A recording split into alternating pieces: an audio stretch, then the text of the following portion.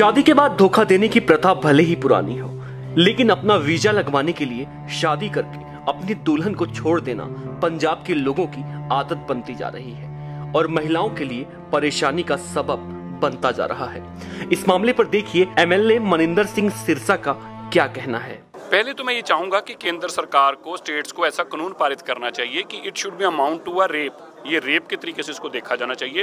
ये एक social evil है जहाँ पे बच्ची के साथ भी को भी इस्तेमाल किया जाता है, उसके माँ बाप को भी इस्तेमाल किया जाता है, धन दौलत भी वो लूट कर ले जाते हैं। तो मैं दिल्ली देश के लोगों को भी ये बताना चाहता हूँ, बच्चियों के माँ बाप को खास तौर पर, आप शादी करने से पहले सचेत हों। बच्चे को स्पष्ट तौर पर उनके माँ बाप को बताएं कि जब तक हम इसकी पुलिस वेरिफिकेशन नहीं कराएंगे, जब तक हम इसके बारे में एम्बेसी से नहीं जानकारी लेंगे, तब तक हम अपनी बच्ची की बातचीत नहीं करेंगे। इससे उनको एक मुंह तोड़ जवाब मिलेगा। और ऐसे लोग जो बदनाम करना चाहते हैं, एनआरआई भी बदनाम हो रहे हैं, मैं एनआरआई को भी कहना चाहता हूँ कि उनको भी सचेत होने की जरूरत है। ऐसे लोग आपको देश में आके बदनाम कर रहे हैं, तो इसलिए ये एक ऐसा सोशल इवल है जिसके ऊपर सब लोगों को मिलकर लड़ाई लड़ने की जरूरत है। इसको लेकर दिल्ली के गुरुद्वारा रकाबगंज में पीड़ित महिलाओं की सुनवाई के लिए एक कमेटी का गठन किया गया, जिसमें महिलाओं की शादी एनआरआई से करने से पहले जांच की जाएगी और पीड़ित महिलाओं को इंसाफ दिलाया जाएगा। समाज में मैं समझता हूं कि बहुत बड़ी बुराई, और ख़ास तौर पे पंजाब के अंदर मैं समझता हूं कि पंजाब के अंदर पंजाबियों को इसलिए जाना जाता है कि कोई मुसीबत में हो, और ख़ास तौर पे सिखों की बात करूं कि कोई मुसीबत में हो, किसी को कोई ज़रूरत हो, किसी के साथ अत्याचार हो रहा हो, तो उसकी मदद करते हैं। बुराइयां जो है वो हमारी जड़ों के अंदर घुसती जा रही हैं। अगर मैं पंजाब का इशू लूँ तो ये पीछे मेरे कुछ बच्चियाँ बैठी हैं जो हम जैसे परिवारों की हैं, कि इतना बड़ा वहाँ पे एक स्कैंडल चल रहा है जो हिंदुस्तान के बाकी एरिया में भी है, लेकिन हम पंजाब के साथ जो कंसर्न है उसकी बात आज कर रहे हैं कि 30,000 बच्ची ऐसी बैठी है कि जिनकी शादियाँ एनआरआई से हुई हैं, लेकिन उनको छोड़ दिया गया। दहेज लेके यहाँ से शादी कराने के बाद बच्चे भी पैदा हो जाते हैं और फिर कहा जाता है कि हम आपकी बेटी को वहाँ पे अप्लाई किया हुआ वीज़ा, उसके लिए अलग से पैसे लिए जाते हैं।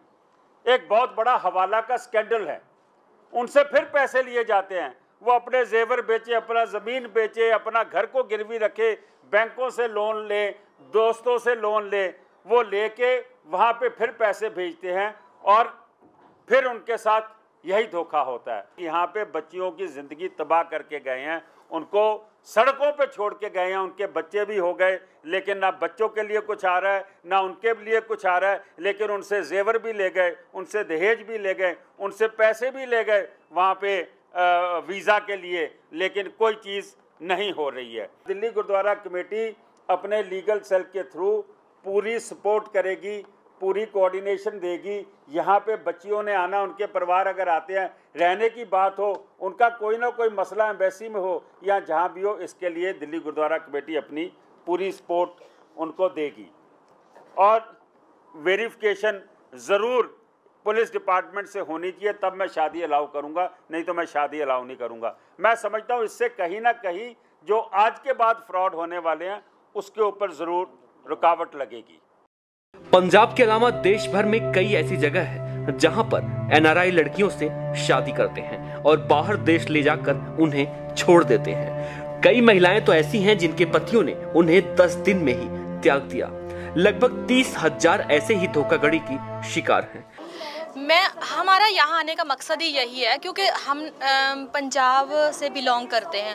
जैसे आप लोगों ने सुना ही है कि पंजाब के जो सिख हैं वो दूसरों की बेटियों की इज्जत बचाते थे, लेकिन आज हमारे पंजाब में क्या हो रहा है, हमारा जो डाटा है एनआरआई अबेंडेड ब्राइड्स का, डिजर्टेड ब्राइड्स का, ये डे वे डे बढ़ता जा रहा है, 30,000 को पार करने जा रहा है। जब मेरे को लग रहा था, जब मेरे साथ हुआ, तो उससे पहले मेरे को कोई दर्द नहीं था, मुझे नहीं पता था ये दर्द कैसा होता है। जब मेरे साथ हुआ तो मेरे को फील हुआ कि यह वाकया ही बहुत बड़ी प्रॉब्लम है। तो हम लड़कियों ने मिलके 1, 2, 1, 4, 5, 6 ऐसे करके हम जो लड़कियां एक साथ इकट्ठी हो गई और हमने अब नहीं नाम का जो ग्रुप बनाया ABBNHI, इसको आप फेसबुक पे भी सर्च कर सकते हो, abandoned brides by NRI husbands internationally.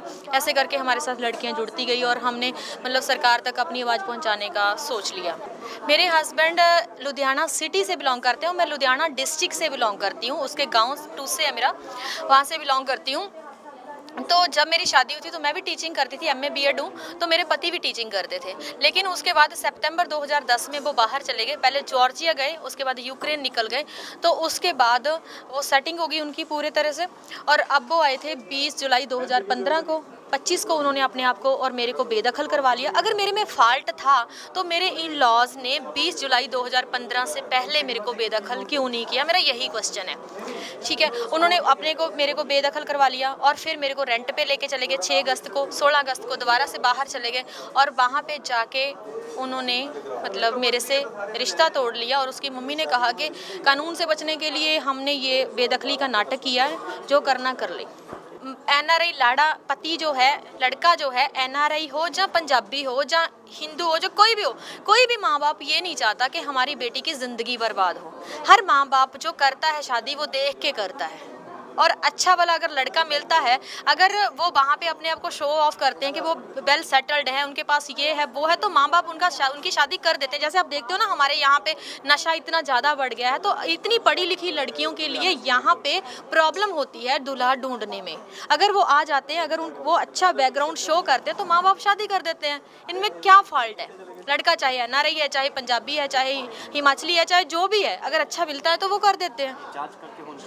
नहीं, अपनी तरफ से वो जांच करके करते हैं। लेकिन हम यहाँ गुरुद्वारा में इसीलिए आए थे क्योंकि अगर वो फ्रॉड करके जाते हैं, गुरुद्वारे प्रबंधक कमेटी का ये रूल होना चाहिए, जैसे प्रधान साहब ने बोला कि गुरुद्वारे वाले में जांच पड़ताल करें और वहाँ पे पासपोर्ट की कॉपी, पासपोर्ट की वेरिफिकेशन हो के ही उनकी बात शादी हो। आखिर इन महिलाओं के साथ ऐसी धोखाधड़ी कैसे होती है? सुनिए, जब हमारे संवाददाता ने एक पीड़ित महिला से बात की तो उसने क्या कहा। कहते हैं पति परमेश्वर होता है, लेकिन वही पति अगर शादी के कुछ समय बाद ही अपनी पत्नी को छोड़कर चला जाए तो उस पत्नी के दिल पर क्या बीतती है। जी हाँ, पंजाब के अंदर ही ऐसा ही मामला आया है जिसके अंदर 30,000 से ज़्यादा महिलाओं के साथ धोखाधड़ी हुई है।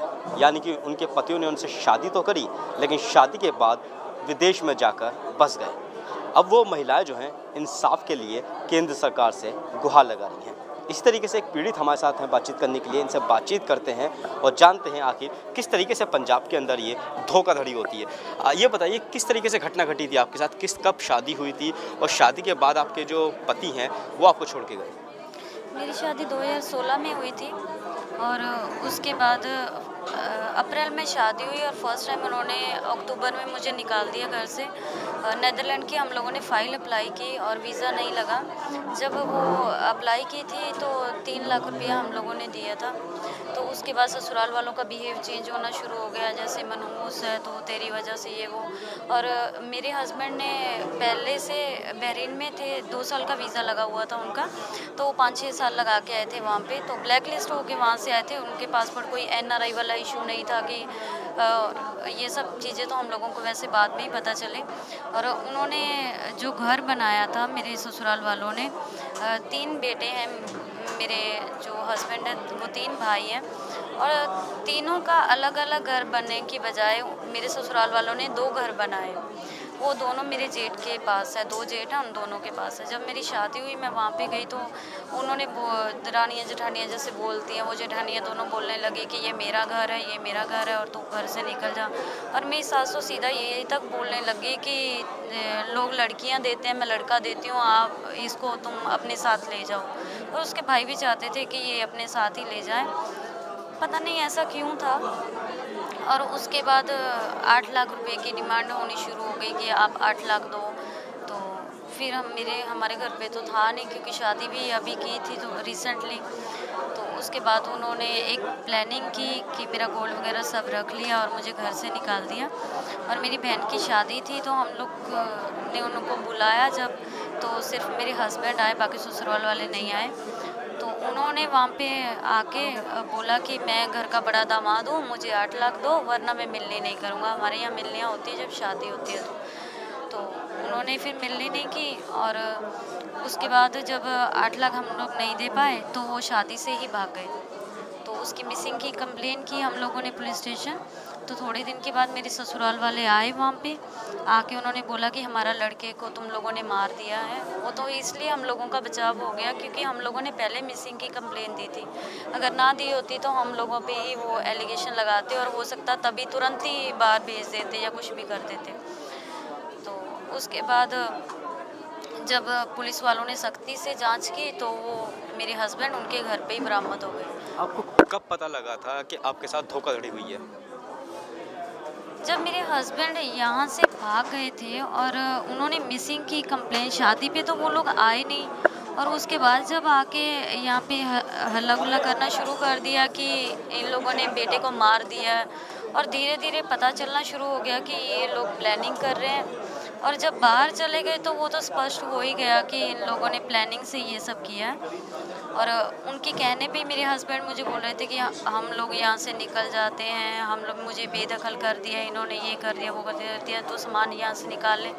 तो मैंने बोला मैं सामान नहीं निकालूंगी, आप जहाँ चलोगे मैं आपके साथ चलती हूँ। बस समझ आने शुरू हो गया था धीरे धीरे कि प्लानिंग चल रही है सब। जब आपको पता लगा आपके साथ धोखाधड़ी हुई है, इसके साथ साथ आपने और महिलाओं के बारे में पता लगा कि इनके साथ भी धोखाधड़ी हुई है, तो आपने ये मुहिम जो है किस तरीके से इसकी शुरुआत करी? जब मैं NRI विंग गई थी कंप्लेन करने तो वहाँ पे एक लड़की मिली मुझे, उसने बताया कि ऐसे करके लड़की है एक, वो ग्रुप बना रही है, तो सब लड़कियाँ वहाँ पे मिलके अगर बात करेंगे एक टॉपिक को लेके तो कोई ना कोई सोल्यूशन निकलेगा। तो फिर मैं सतविंदर से मिली, PTC न्यूज़ पे गए और बहुत कुछ हुआ, और एक दूसरे से बात करके हम लोगों को बहुत सपोर्ट मिलती है। और जहाँ जाना होता है, आपको पता है अकेला इंसान अकेला होता है और लड़कियों को कई नज़रियों से देखा जाता है। जब 3-4 महिलाएं इकट्ठी होकर जाती हैं तो थोड़ी सेफ्टी भी लगती है, तो इसलिए फिर हम लोग एक साथ हो गए। अब लड़ाई लड़ रहे हैं, जो होगा। कोर्ट कचहरी के चक्कर जब इंसान काटता है तो बहुत परेशानी सामने आती है।